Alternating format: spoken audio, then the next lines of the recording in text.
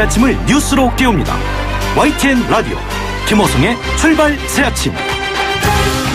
여러분 안녕하십니까? 출발 새아침 김호성입니다.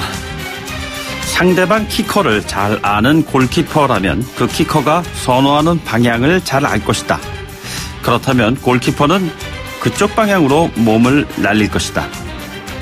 하지만 키커 역시 그 점을 잘 알고 있기 때문에 다른 방향으로 공을 찰 것이다. 네, 작가 페터 한트게는요, 페널티킥 앞에선 골키퍼의 불안이라는 작품을 통해서요, 골키퍼와 키커 사이의 긴장관계를 이렇게 묘사하고 있습니다. 네, 어젯밤 축구 보시느라 늦은 시간까지 잠자리에 들지 못한 분들 많으시죠? 러시아 월드컵 16강 진출을 위한 첫 관문인 스웨덴전에서 우리 대한민국 대표팀 아쉽게도 0대1로 패했습니다. 하지만요, 골키퍼 조현우 선수의 활약이 아주 눈에 띄었습니다. 페널티킥을 막지 못해 속상해하고 있을 것 같은데요. 정말 그 누구보다 잘 해줬다, 이런 생각들 많은 국민들이 하고 있을 겁니다. 신태용 감독이 이런 말을 했습니다. 우리 선수들을 믿고 힘을 실어달라. 그러면 없던 힘도 생길 것이고 갖고 있던 100%가 120%가 될 것이다. 네, 아직 늦지 않았습니다. 태극 전사들의 통쾌한 반란을 기대해 봅니다. 6월 19일 화요일입니다. 잠시 후 출발하겠습니다.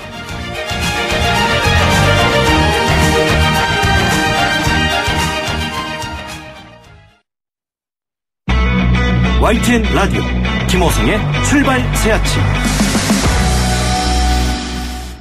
네, 지금까지 들어온 뉴스 꼭 뉴스 알아보도록 하죠. 시사평론가 이종훈 박사 모시고 알아보겠습니다. 안녕하십니까? 네, 안녕하세요. 축구 보셨죠? 네. 참 안타깝습니다. 네. 2대0으로 패배할 줄 알았는데 그래도 1대0으로 네, 그 선방했어요. 정말 선방한 것 같습니다. 잘 막아냈어요, 아주. 예, 그래서 이제 어제 경기를 본 분들이 이제 대체로 하는 얘기가 스웨덴 너마저. 네네. 그러니까 침대 축구를 할 줄은 몰랐는데, 그러니까 특히 한 골 넣은 뒤부터는 아주 노골적으로 침대 축구를 펼치지 않았습니까? 예. 그래서 이게 약체팀이나 하는 건데 어떻게 네네. 이렇게 유럽의 강팀이 이럴 수 있는가. 그런데 사실은 또 우리 팀도 그만큼 강해졌기 때문에 네네. 그러니까 스웨덴으로서도 굉장히 좀 이제 힘들게 느꼈던 거 아닌가 이런 생각도 좀 들긴 합니다. 네네. 하지만 이 침대 축구 관련해서 지금 이케아 쇼룸이냐 여기가 이런 이제 네티즌들 반응도 있고 이제 그런 그 상황이고요. 근데 스웨덴에게도 사실은 첫 승이 굉장히 절실하지 않았겠습니까? 그랬죠. 그래서 하여튼 선수들도 굉장히 부담을 많이 느끼는 그런 그 모습이었던 거 아닌가 이렇게 생각을 좀 하고요. 역시 그래도 좀 아쉬운 거는 우리 팀이 좀 유효한 슛을 좀 선보이지 못한 부분. 예, 그렇습니다. 그리고 이건 좀 번외로 어제 그 경기를 그 피파 징계가 해제된 정몽준 전 피파 부회장도 관람을 해서 경기 화면은 제가 못 본 것 같은데 어떤 좀. 예, 저도 화면에서 못 봤는데요. 네네. 오늘 보니까 이제 보도를 통해서 지금 나오고 있습니다. 예. 자, 이거 축구 얘기는요, 나중에 이어지는 3부 소식 통해서 자세히 좀 전해드리겠고요. 남북한 통일 농구도 곧 열리는 모양이에요? 예, 그렇습니다. 그러니까 어제 그 판문점 남측 지역 평화의 집에서 남북한 체육회담이 열렸고요. 이 자리에서 이제 7월 4일 날 평양에서 남북 통일 농구 경기를 개최하기로 했습니다. 가을에는 이제 서울에서 개최하기로 했는데 왜 7월 4일이냐? 7.4 남북 공동 성명을 기념하는 그런 의미라고 합니다. 경기는 남북 선수 혼합 경기 그리고 친선 경기 형식으로 이제 진행을 하고요. 이게 15년 만에 재개되는 겁니다. 2003년 10월에 있었고요. 예, 그래서 좀 의미가 있습니다. 그리고 또 김정은 위원장이 농구를 아주 좋아하는 걸로 알려져 있지 않습니까? 네. 그리고 어제 2018 인도네시아 자카르타 팔렘방 아시아 경기 공동 참가 문제도 이제 좀 논의를 좀 했고요. 개폐식 때 공동으로 입장을 하고 명칭 코리아로 쓰기로 했고 깃발 한반도기 쓰기로 했고 일부 종목 단일팀 구성해서 참가할 것으로 이렇게 알려지고 있습니다. 네네. 보면 데니스 로드만 옛날 NBA 농구 선수도 이번 싱가포르까지 왔었잖아요. 네, 개인적으로 땀 볼 일이 있어서. 예. 그 아무튼 뭐 농구를 약간 마약성 관련한 그런 김정은 위원장이 꽤 좋아하는 것 같아요. 예, 그런 그렇습니다. 네. 자, 일본 오사카 지진 저도 화면을 봤습니다만 정말 굉장히 충격이 컸었던 것 같아요. 예, 그렇습니다. 어제 오전 7시 58분에 일본 오사카 부에서 이제 규모 6.1로 추정되는 지진이 발생한 거고요. 그러니까 이런 규모의 지진이 이제 발생한 것이 1923년 관측 이래 처음이라 그럽니다. 네. 그래서 상당히 이례적으로 좀 받아들여지면서 그게 원인이 뭘까 이게 지금 굉장히 논란이 좀 많이 되고 있는데요. 뭐 정전도 발생했고 뭐 가스 공급이 일시 중단되기도 하고 그랬습니다. 그리고 네네. 한 3명 정도가 숨지고 200여 명이 다친 것으로 잠정 집계가 됐는데 일본에서는 최근에 그 규모 4 이상의 지진이 좀 잇따라 발생을 좀 하고 있어서 이다 연관해서 이게 대지진으로 지금 가는 거 아니냐라고 네네. 하는 그런 그 우려도 지금 없잖아 있습니다. 네. 최근에 이제 지바현에서 규모 4 이상 지진이 4차례 발생했고 군마현에서도 규모 4.7 지진이 발생을 했거든요. 네네. 그런데 일본 정부의 대응은 이번에도 역시 신속했습니다. 그러니까 지진 발생 2분 뒤에 총리 관저와 각 정부 부처의 대책실이 그때부터 가동이 되는 네네. 그런 이제 기민함을 보여줬고요. 이 오사카 지역은 또 우리 교민들이 많이 살고 있지 않습니까? 그렇죠. 또 우리 관광객들도 많이 가는 그런 그 곳인데 아직 이제 피해는 없다 그럽니다. 네네. 그런데 저는 이번에 그 오사카 지진을 딱 보는 순간 뭔가 하나 탁 떠올랐어요. 뭐죠? 드루킹이 그 김경수 전 의원에게 오사카 총영사 인사청탁을 한 이유. 그게 뭐 이른바 그 송화비결을 기초로 해서 일본 침몰을 예언해서 뭔가 준비를 해야 된다 이래서 우리가 가야 된다 뭐 이랬다는 거 아닙니까? 네, 좀 엉뚱한 상상인가요? 네. 청탁의 명분이 너무 거대 담론이에요. 이거는 보면은. 예. 그런데 만약에 이게 대지진으로까지 간다 그러면 네네. 예, 드루킹이 또 다른 이슈로 또 화제가 될 것 같습니다. 그렇군요. 또 그렇게까지 또 연결이 되는군요. 그리고요. 그 검찰이 이명희 씨에 대한 구속영장을 또 다시 청구를 한 거예요? 예, 그렇습니다. 이제 갑질 폭행 의혹 관련해서는 구속영장이 기각이 되지 않았습니까? 네네. 그래서 이번에는 이제 필리핀 가사도우미를 불법 고용한 혐의로 구속영장을 청구한 거고요. 이게 검찰 조사 결과가 이렇게 나온 게 아니고 법무부 산하 서울 출입국 외국인청 이민특수조사대 조사 결과 네네. 이게 좀 필요하다라고 해서 이제 검찰이 구속영장을 이제 청구한 겁니다. 대한항공을 이제 활용해서 허위 연수생 비자를 발급했다는 것이 이제 가장 결정적인 것으로 이게 이제 결정적인 위법 네네. 요인으로 지금 이제 알려지고 있습니다. 지금 그러니까 이명희 씨 같은 경우에 지난 11일에 이제 조사를 받을 당시에 가사도우미 고용한 사실은 대체로 인정을 했습니다. 네네. 다만 그러니까 대한항공 이렇게 활용해서 이렇게 불법 적으로 이렇게 초청하도록 한 그런 건 내가 지시하지 않았다라고 네네. 이제 부인한 것으로 알려지고 있는데요. 네. 이번에는 어떻게 결론이 날지, 구속이 될지 여부가 지금 관심사입니다. 조현아 씨 같은 경우에 또 음성 파일이 뭐 나왔다고 뭐 그런 소식까지. 그러니까 조사를 받긴 했는데, 그러니까 조현아 전 그 부사장 경우에는 구속영장 청구는 하지 않았습니다. 네. 예. 알겠습니다. 이 대한항공 사태가 참 언제나 마무리가 되는지 뭐 계속 이어지고 있는 속보 관심사이기도 합니다. 황창규 KT 회장에 대해서 경찰이 구속영장을 신청했다. 뭐 이런 소식도 있네요. 네, 그렇습니다. 이 경찰청 지능범죄수사대가 이 정치자금법 위반 또 업무상 횡령 혐의로 해서 이제 그 황 회장을 비롯해서 7명을 이제 관련자들을 입건을 했고, 네네. 이제 황 회장 같은 경우는 이제 사전 구속 영장을 이제 신청까지 한 이제 이런 상황입니다. 네네. 임원들도 이제 3사람 또부터 포함이 돼 있는데요. 2014년 5월부터 지난해 10월까지 법인 자금으로 상품권을 이제 사들였고, 네네. 이거를 되팔아서 현금화하는 이른바 그 상품권 깡이라 그러죠. 그 수법으로 해서 비자금을 한 11억 5천여만 원 조성을 했고, 네네. 이 가운데 4억 4천여만 원을 이 정치 후원금으로 이걸 불법으로 지원한 그런 그 혐의입니다. 지금 뭐 주로 그 KT의 사업과 관련한 그런 그 현안을 다루는 국회위원회 쪽에 이제 소속 의원들 중심으로 해서 이런 그 후원금을 제공한 것으로 이렇게 확인이 지금 되고 있는 그런 그 상황인데요. 네네. 그런데 또 이 몇몇 의원실 같은 경우에는 정치 후원금 대신에 지역구 내 시설이나 단체 이런 곳에 기부나 협찬을 요구한 그런 사례도 좀 포착이 됐다 그러고요. 또 보좌진이나 지인을 이제 KT에 취업시켜달라 이렇게 요구해서 실제로 채용이 이루어진 그런 정황도 포착이 됐다고. 뭐 의원 상대 로비를 보니까 의원들을 또 분류까지 했더라고요. 네. 뭐 그런데 A, B, C 이런 이게 식으로. 좀 뭔가 비슷하지 않습니까? 강원랜드 그 채용 비리 이런 거 하고. 그래서 사실은 이런 의문도 좀 들어요. 어디 이곳뿐이겠는가. 글쎄요. 뭐 최근 뭐 은행권 채용 비리 뭐 얘기가 많이 나오고 있습니다만 그 연장선상에서 국회에서도 또 이런 식으로 연계가 돼 있다는 것이 그렇죠. 국민들의 입장에서는 참 속상한 일이에요. 이런 거는요. 특히 문재인 정부에서는 이런 일 절대 없었으면 좋겠다. 네네. 이런 이제 바람이긴 한데 예. 모르겠습니다. 어떻게 될지. 알겠습니다. 이 박사님 오늘 여기까지 듣도록 하죠. 고맙습니다. 네. 네, 지금까지 이종훈 시사평론가였습니다. 여러분은 지금 FM 94.5MHz로 방송되고 있는 YTN 라디오 김호성의 출발 새 아침을 듣고 계십니다. 의견 주실 분은 짧은 문자 50원, 긴 문자 100원의 이용료가 드는 휴대전화 메시지 샵 0945 우물정 0945번으로 의견 남기실 수 있습니다. 네, 지방선거 마무리됐습니다만 정치권 선거 후 폭풍이 거셉니다. 과연 지방선거 결과로 우리 정치권에 어떤 변화가 오게 될지 민주평화당 박지원 의원 연결해서 이야기 나눠보도록 하죠.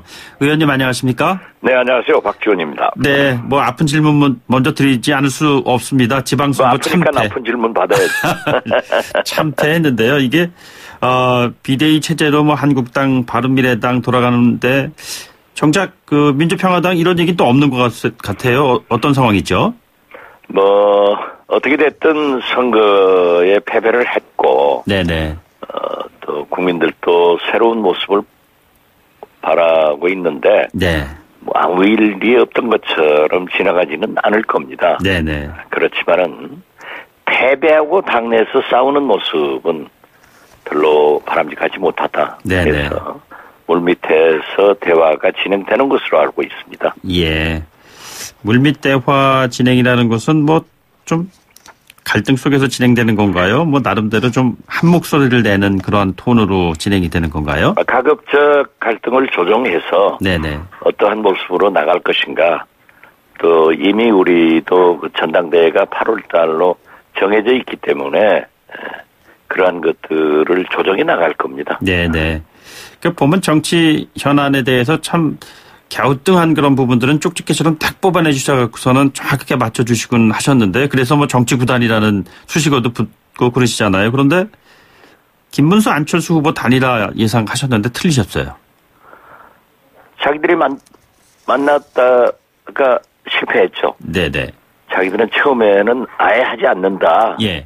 라고 했지만은 제가 예측하고 나서 바로 그들의 만남이 이루어졌고 거기에서 실패하니까 이제 단일화 군불대다가 이제 통합의 장작불대더라고요. 네네. 네. 이게 군불이 장작불이 되면은 뭔가 좀 활활 타오르면서 뭔가 좀 결과가 잘 나올 수도 있는 건데 잘 안 나왔습니다. 결국에는. 그 정치권이라는 게 서로 이해관계가 있고, 네네. 그러기 때문에 그렇게 좀 대화가 있어야 되지. 예. 그렇게 당장에 뭘 갖다 진부리듯 부려질 수는 없는 거죠. 네.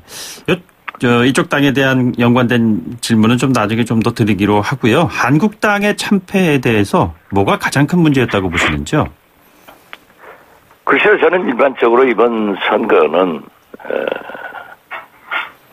문재인이 너무 잘했고, 네네.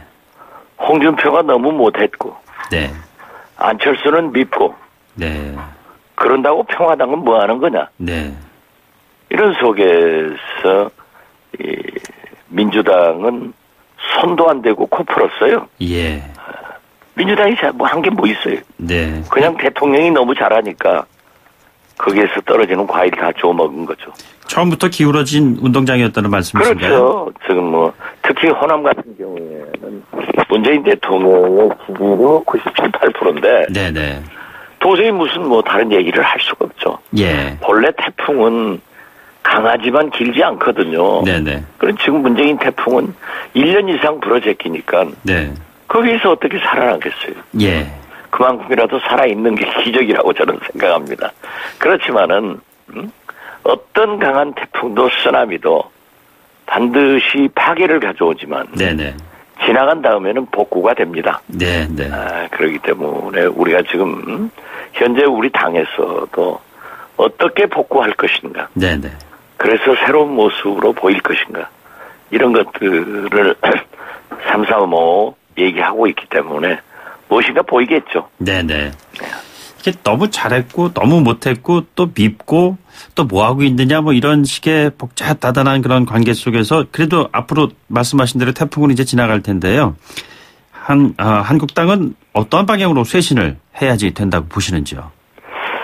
글쎄요. 거기도 우리 사회가 진보를 대표하는 한국당이기 때문에 네네. 그렇게 무슨 일이 있으면은 예를 들면은 보수를 대표하는 한국당이죠. 진보를 그렇죠. 대표하는 게 아니고. 예. 보수를 대표하는 한국당인데 네네. 예를 들면은 남북 정상회담이나 북미 정상회담을 비아냥거리고 네네. 반대하고 하면은 그 자리를 잃는다고 생각합니다. 예. 그렇기 때문에 그러한 국민적 지지를 받고 또 어차피 우리는 통일을 지향해야 되는 관계 정립을 해야 되는 그런 대북 정책이라고 하면은 대안을 내고 네네. 어떠한 점은 조심해야 된다 하는 건설적인 평가를 해야지. 예. 그렇게 뭐 쇼를 하느냐 뭘 하느냐 하니까 국민들에게 더 멀어졌지 않아요? 네네. 그래서 좀 건전한 보수 집단으로 재정비되는 것이 바람직하다. 뭐 그런 생각 같습니다. 예, 뭐 사람들마다 보는 시각이 다르겠습니다만 어쨌든 뭐 조금 전에 표현하셨던 보수를 대표한다 이렇게 한국당을 지칭하셨습니다만 이 결국에는 보수가 보수를 심판했다라는 또 그런 시각들도 아주 우세하잖아요. 이번 결과를 놓고요. 이게 지금 보수의 재편 이런 문제 관심이 참 높은데요. 어떤 방향으로 이루어질 거라고 예상하시는지요? 글쎄요, 홍준표 대표도 물러가면서 마지막 막말 페이스북을 했다 하는데, 네네. 그 마지막 막말 페이스북이 가장 옳은 말이더라고요. 예. 그러한 청산 같은 것을 과감하게 했어야 된다. 앞으로 그걸 왜 맨 마지막에 했을까요? 그렇게? 글쎄 말이에요. 왜 자기 있을 때는 못하고 마지막 물러가면서 이거 못한 거 후회된다 했는데 사실 또 정치 현실에 들어와 보면은 네네. 전부 현역 의원 중심으로 되거든요. 네네. 그러니까 국회의 구성원들에 의거해서 거기에서 찾아야 되기 때문에 그런 한계점이 있었지 않는가. 네네. 그런 생각합니다. 예. 이게 지금 뭐 정계 개편 시나리오 관련해서요. 어제 이 시간 출연했던 오신환 의원은 이런 얘기를 했습니다. 민주평화당 뭐 관련된 얘기 언급이었는데요. 민주평화당 의원들이 통합 과정에서 집을 나가놓고선 어디로 돌아오라는 건지 모르겠다 이렇게 얘기를 하던데요. 민주평화당의 바른미래당 내 호남 의원들에게 돌아오라 이런 물밑 접촉 있다 이런 보도가 나왔는데 실제로 그렇습니까? 민주평화당에 남아있는 호남 의원 6인방은 첫째 바른미래당이 한국당과 네네. 통합을 모색하고 있기 때문에 정체성도 달릅지만은 예. 박정희, 전두환, 이명박, 박근혜 그 후신들과 네네. 함께 정치할 수는 없는 것 아니에요. 예. 또 대북 문제 등 정체성이 있고 그렇기 때문에 지금 유승민 전 공동대표는 나는 보수를 표방한다. 네네. 또 박수선 전 공동대표는 좀 더 진보적이고. 네네. 그렇기 때문에 정체성이 맞지 않는데. 네네. 거기에다가 이제 한국당하고 통합이 된다고 하면은 도저히 함께 할 수 없는 집단이 된다. 네. 그러니까 우리에게 돌아와라. 하는 얘기를 하는 거고. 예. 또 거기 6인당들은, 평화당이 나갔으니까 민주평화당이 우리한테 들어오면 된다. 네네. 그 사람들이 없으면 갈 수도 있고 올 수도 있는데 네네. 이건 벌써 어떻게 됐든 함께 통합하자 하는 이런 공감대는 형성되고 있다. 저는 그렇게 낙관적으로 해석을 합니다. 공감대가 형성이 되면은 몇 명의 의원들이 이동할 거라고 예상을 하시는지요? 지금 현재 보면은 6명의 의원들이 네네. 그래서 제가 6인방 네네. 호남 출신들인데요. 6명 의원들이 움직이게 되는 거죠. 예를 들면은 5 분의 의원들은 지역구이고 네네. 한 분은 비례대표란 말이에요. 예, 예. 그러니까 5분의 지역구 의원과 지금 현재 무소속으로 남아있는 손금주 이용호 의원이 들어오면은 네네. 우리 자체적으로도 민주평화당이 21명의 의원으로 원내 교섭단체 요건을 갖춥니다. 네네. 여기에다 지금 당적은 바른미래에 두고 우리하고 실질적으로 활동할 수 있는 분들이 6, 7분 되는 것 같아요. 네네. 이분들과 하면은 27, 8석의 명실상부한 네. 원내 교섭단체를 구성해서 제3당의 길을 간다고 하면은 네네. 상당히 그 좋은 총선 민의도 반영하고 좋은 정치가 되지 않을까 이렇게 생각을 하고 있습니다. 근데 의원님 이 같은 그 전망 관련해서는 그 허언이라고 하면서 허언 그만하세요. 뭐 이런 그 분위기도 있단 말이에요. 김동철 위원장이나 바른미래당 비대위 같은 데에서는 기웃거릴 사람이 없다. 이렇게 손을 다 그은 상황이거든요. 어떻게 보시는지요? 뭐 그분들이 그런 얘기하는 것을 네네. 뭐 제가 대꾸할 필요도 없고 네. 그냥 듣고 있으면 돼요. 예. 기다리고 있으면 돼요. 이게 지난번에도 이 시간 통해서 민주당과 최소한의 그 연정의 길까지는 가지 않을까 예상한다. 뭐 이런 얘기도 하시고 그러셨는데. 네, 그렇습니다. 예. 예, 왜냐하면 지금 아시다시피 민주당이 이번에 지방선거에서 국회의원들 선거에서도 압승을 했죠. 네네. 그렇지만 지금 현재 130석에 불과합니다. 네. 뭐 정의당 이런 거 합쳐봐야 137석 정도밖에 안 되기 때문에 과반수가 되지 않아요. 네네. 과거에도 그랬지만은 지금도 우리 민주평화당이 도와주지 않으면은 문재인 대통령이나 민주당이 국회에서 한 발자국도 못 나간다고요. 네네. 그렇기 때문에 우리하고 함께 협력을 하고 있는데 그 문재인 대통령께서도 협치를 말씀하셨잖아요. 예, 예. 국민의당과 협치를 얘기했는데 그 협치의 모델로 연정까지도 논의하자 그런 얘기들이 물밑에서 하고 있습니다. 근데 추미애 대표는 추미애 대표는 네네. 본래 야권하고 얘기를 하지 않아요. 예. 네, 그렇기 때문에 그분이 얘기하는 것은 답변할 필요가 없다. 네네. 네, 그렇게 생각합니다. 그 조금 전에 그 바른미래당 관련된 언급도 그렇고요. 지금 답변하시는 추미애 대표와 관련된 언급도 그렇고 그렇게 중요하게 생각하지 않으신 건가요? 결정적인 영향력을 행사할 사람들로부터 나오는 반론인데요, 일종의. 그 부분이 크게 그렇게 신경 쓰이지 않으시는 모양이죠? 누가 결정적인 역할을 할 사람이에요? 추미애 대표라든가 또는 그 추미애 대표는 당 대표이지만은 네네. 야당과는 일체 소통을 안 하시는 분이거든요. 네네. 네. 그리고 저만 하더라도 과거에 당 대표할 때는 뭐 공식적으로 접촉을 했었지만은 네네. 지금 어떤 얘기를 하지 않아요. 예, 그렇기 예. 때문에 추미애 대표께서 하시는 말씀은 저희는 뭐 참고하지 않습니다. 예. 자, 그 국회 뭐 운영 관련해서 좀 질문 하나 드리겠습니다. 하반기에 원 구성이 이미 시한이 지났는데요. 이거 앞으로 어떻게 될 것 같습니까? 이제 지금 뭐 원 구성하자 하는 얘기를 하는데 지방선거의 후유증이 있으니까 네네. 또 당내 문제들이 패배한 당들에서 책임론이 있어가지고 좀 당내가 시끄럽잖아요. 각 당이. 민주당만 이제 뭐 그렇지 않고 그렇기 때문에 아마 원구성 문제는 우리 당에서부터 굉장히 좀 서둘자 네네. 하는 게 있는데 여러 가지 좀 구성 그 배분 문제에 대해서 네네.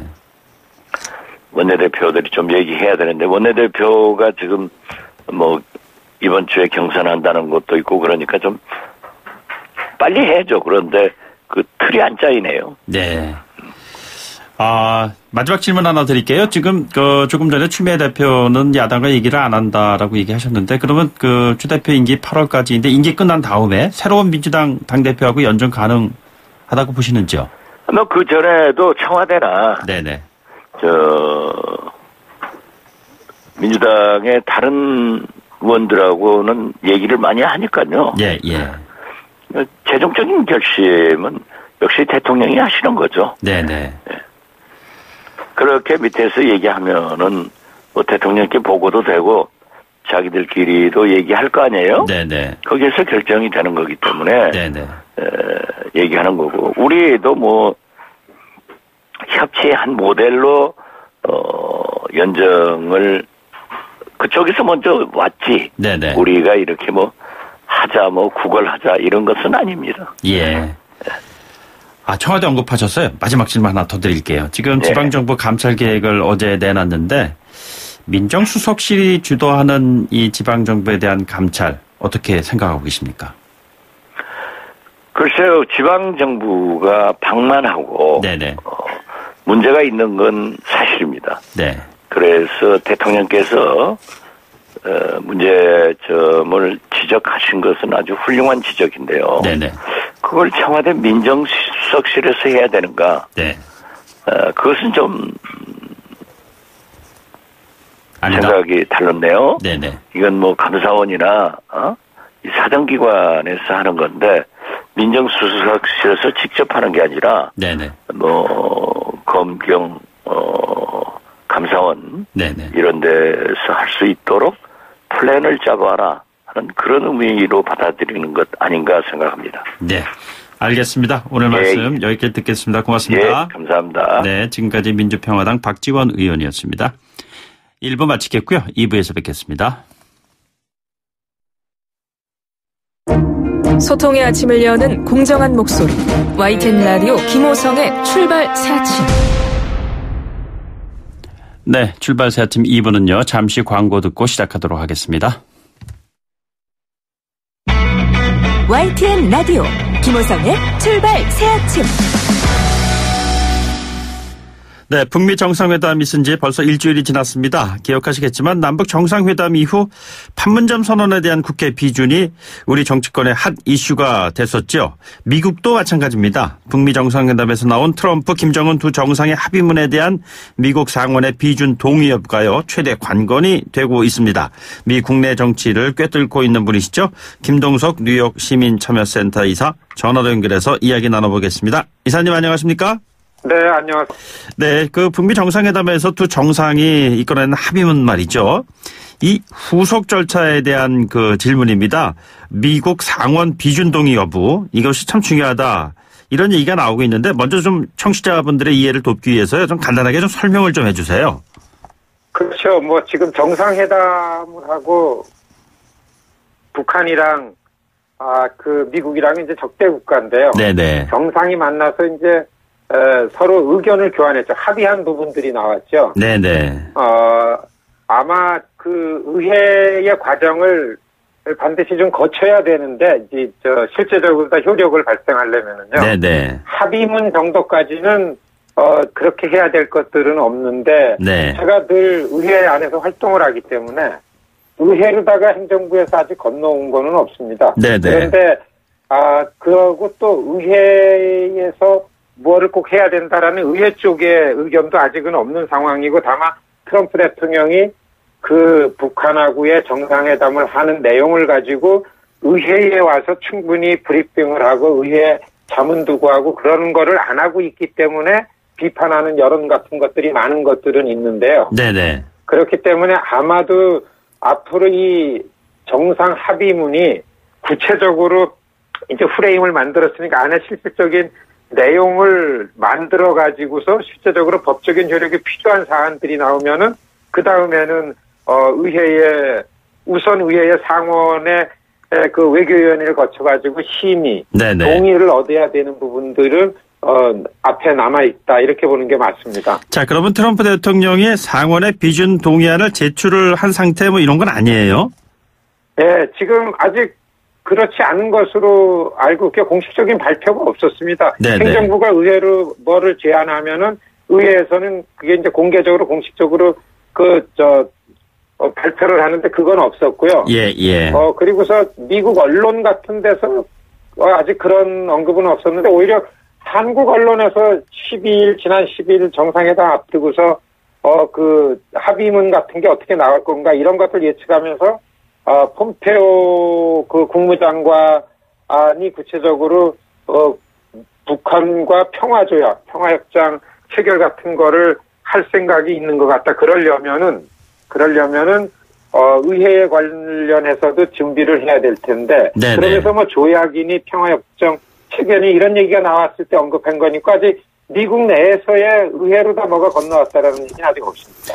지금 미국의 그 상원 구성의 상황은 어떻습니까? 거기도 뭐 여당, 야당 이렇게 좀 의석 뭐 배분이 있을 거 아니에요?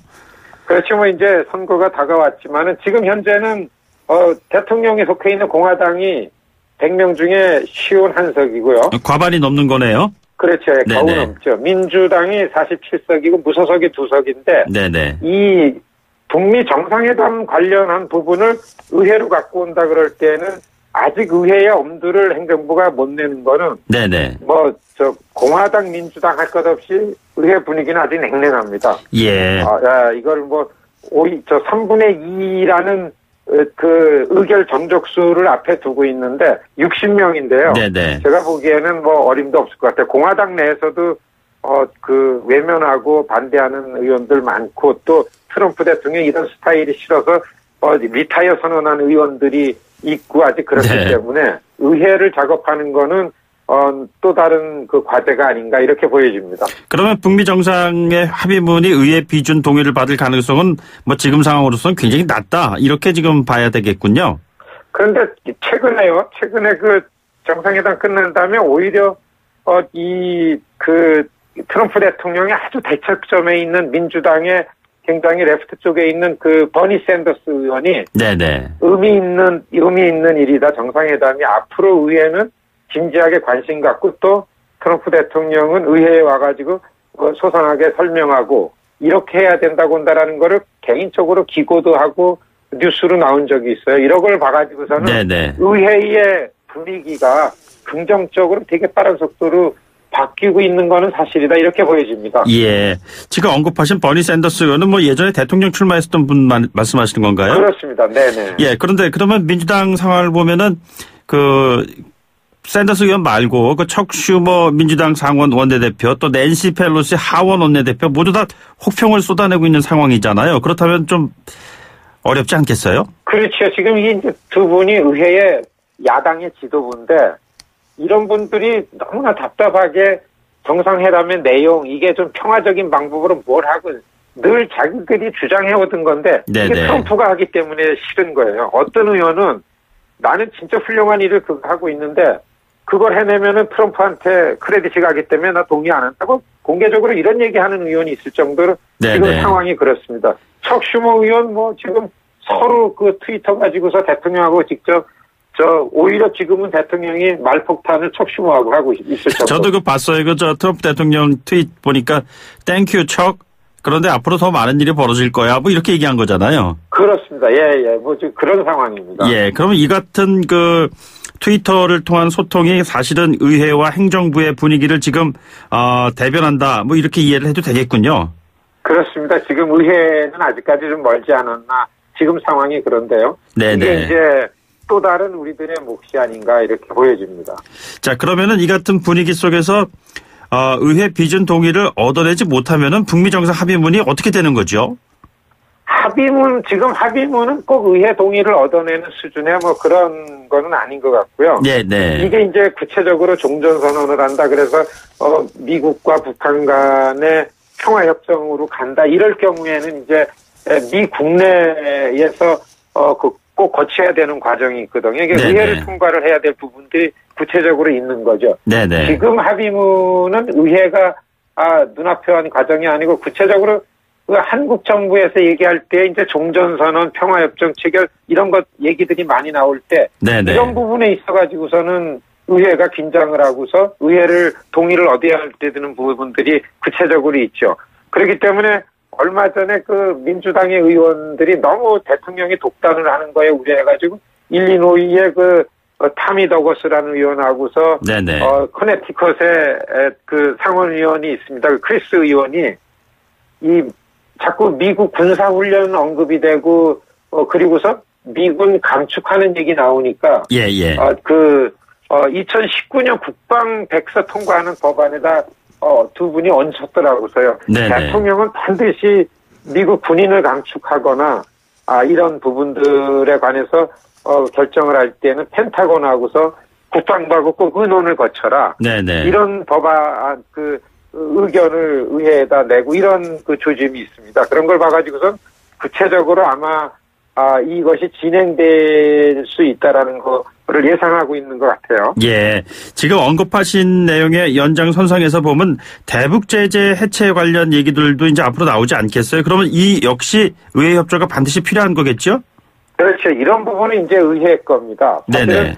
정상 합의에서 잘 분위기 좋은데 당장 해야 될 건 이제 북에 대한 제재를 좀 완화시키고 이걸 해제해야 되는데요. 네네. 이렇게 하려면은 그동안 다 의회에서 이거를 제재를 해왔거든요. 네네. 반드시 의회에서 이걸 풀어야 되기 때문에 의회는 지금 과제인 거죠. 그리고 좀 지금 분위기를 봐가지고서는 그 경제 제재한 것도 의회에서 풀어야지. 북한 인권 관련된 부분 있죠.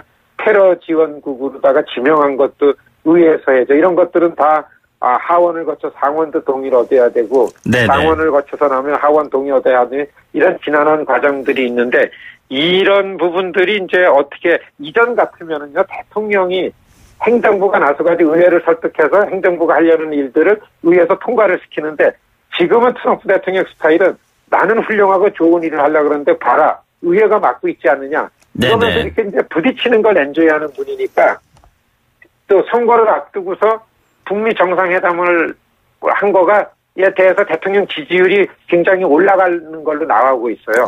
예. 그러니까 지금은 봐라 공화당 소속인 내가 잘하고 있는데 민주당은 사사건건 다 반대한다. 얼마 전에 트위터로 올렸는데 아주 역사적인 회담을 했는데도 불구하고서 내가 했기 때문에 척슈머는 반대를 하고 있다. 이거 네네. 봐라. 이렇게 지금 선거판의 이슈 파이터 역할을 하니까 굉장히 걱정되는 부분도 있습니다. 예, 오늘 아침까지 이른 아침에 나온 속보들 보면요. 한미 국방부에서 올해 8월에 UFC 을지 프리덤 가디언 훈련을 유예한다 이렇게 공식 발표를 했어요. 이러한 상황에 대한 미국 정치권의 반응은 어떻습니까? 대통령의 군수 통수권자로서 할 수 있는 조치인데, 워싱턴 분위기는 굉장히 여기에 대해서 우려하고, 부정적인 의견이 많이 나옵니다. 네. 월스트리트 저널인가에서 어제 날짜에 이거 우려된다. 아주 공개적으로 사설로 나왔던가, 월스트리트 저널에 나온 것도 나오고, 미국 군사훈련, 미국 감축, 이거에 대해서 굉장히 민감한 반응을 보이고 있습니다. 네. 그런데 말이죠. 이 북미 정상회담 관련해서 트럼프 대통령이 11월에 치러질 중간선거에서 이 결과를 이용하려고 한다. 이런 이야기가 나오지 않습니까? 안 할 리가 없죠. 최근에 맘모스 대학, 퀴니텍 대학, 그 다음에, ABC하고 워싱턴 포스트지, 이렇게 세 군데서 별로 트럼프 들어와서는 여론조사를 안 했었는데요. 네네. 북미 정상회담에 관련해서 여론조사한 거를 한 일주일 하고 난 다음에 일주일 간격에서 발표를 한 결과가 대통령 지지율이 43% 나왔어요. 이게 이제 트럼프 지지율로다가는 예상하기 힘든 지지율이고요. 네네. 그 다음에는 정상회담 잘 됐다. 그래서 미국이 좀 안전해졌다라고 해서 응답한 유권자 대상인데, 응답하니 71%가 나왔어요. 네네. 트럼프 대통령은 굉장히 좋죠.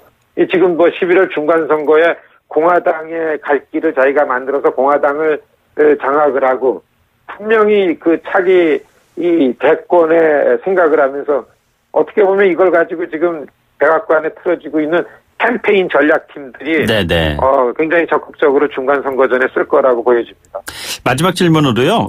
한반도 운전자론 얘기할 때마다 문재인 정부의 역할 굉장히 강조되고 있는데요. 우리 정부가 미 의회 설득에 적극적으로 나서야 되지 않느냐 이런 의견도 있습니다. 어떻게 보시는지요?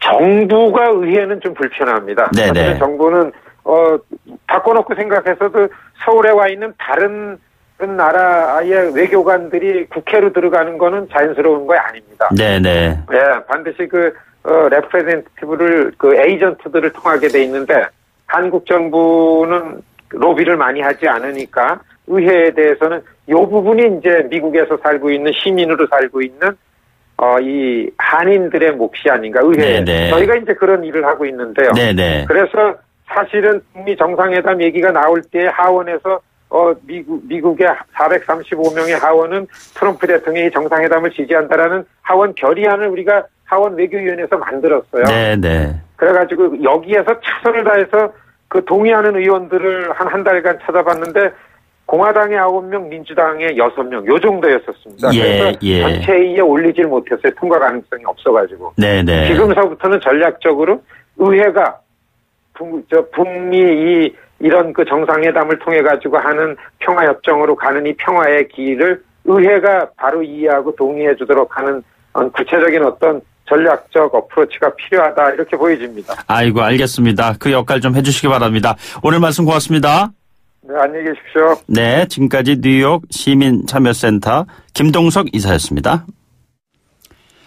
네, 지금 나눈 얘기 가운데 관련된 속보 하나 들어있는 거 말씀드리면요. 미국 백악관의 세라 샌더스 대변인이요. 현지 시각 18일 북한이 선의를 갖고 행동하는 한 8월로 예정돼 있는 한미 연합 군사 훈련이 중단될 것이라고 밝혔습니다. 로이터 통신에 따르면요. 백악관은 8월로 예정돼 있던 한미 연합 군사 훈련이라고 지칭을 했습니다. 이것이 아마 을지 프리덤 가디언 연습을 가리키는 것으로 분석이 되는데요. 앞서서 한미 국방부는 을지 프리덤 가디언 연습의 모든 계획 활동을 중단하기로 했다면서 추가 조치는 계속 협의할 예정이라고 발표를 했습니다. 참고하시면 될 것 같습니다. 네, 8시 뉴스 듣고요. 8시 10분에 3부를 시작하도록 하겠습니다. 3부에서는요. 2018년 러시아 월드컵 한국팀 첫 경기 관련해서 현지에 나가 있는 YTN 스포츠 이경재 기자 연결해서 분위기 알아보도록 하죠. 네, 잠시 뒤에 8시 뉴스 듣고 뵙겠습니다.